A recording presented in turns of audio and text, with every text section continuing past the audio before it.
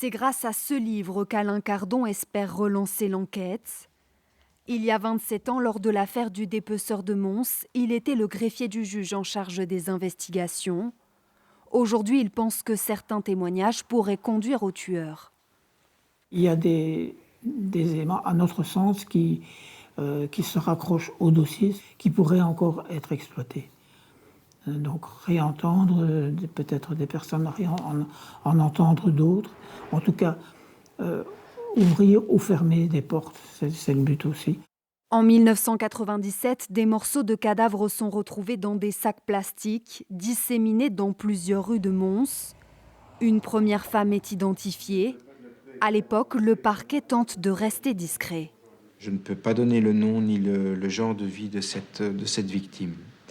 Mais il est extrêmement important pour l'enquête qui est en train d'être réalisée que cette identification soit faite. Et c'est un véritable coup d'accélérateur qui a été donné à cette enquête. Au total, 5 femmes sont retrouvées.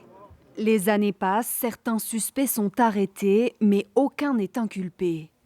Aujourd'hui, les familles des victimes attendent toujours des réponses. Il est clair que s'il pouvait mettre un nom sur l'auteur ou les auteurs des faits, s'il pouvait aussi avoir des explications sur la motivation, c'est surtout ça, la motivation.